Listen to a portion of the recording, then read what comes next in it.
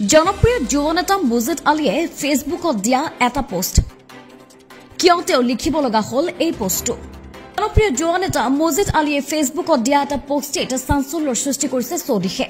কি কাৰণত কাক লৈ আৰু কি প্ৰসংগত আচলতে এই পোষ্টটো লিখিলে সেয়া এতিয়া ৰহস্যৰ আৱৰ্তত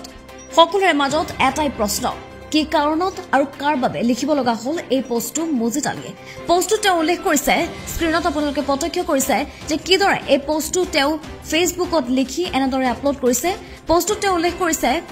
মই মানুহটো কিছুমান ক্ষেত্ৰত বহুত ধৈৰ্যশীল সহজ সৰলভাৱে থাকি ভাল পাওঁ কিন্তু কোনোবাই যদি মোৰ সৰলতা দুৰ্বলতা বুলি ভাবি সুযোগ লম ভাবিছে তেন্তে সেয়া ভুল ভাবিছে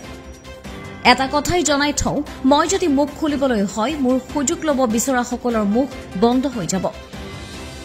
হয় তেওঁ সম্পূৰ্ণ ফেচবুকৰ পেজটোত এনেদৰে উল্লেখ কৰিছে তেওঁ দিয়া পোষ্টটো আমি আপোনালোকক দেখুৱাইছো তেওঁ পোষ্টটোত বাৰে বাৰে উল্লেখ কৰিছে স্ক্ৰীনত আপোনালোকে প্ৰত্যক্ষ কৰিছে তেওঁ ফেচবুক পোষ্টত আচলতে ৰহস্যজনকভাৱে এনেদৰে এই কথাখিনি লিখাৰ পিছতে এটা চাঞ্চল্যৰ সৃষ্টি হৈছে ফেচবুকত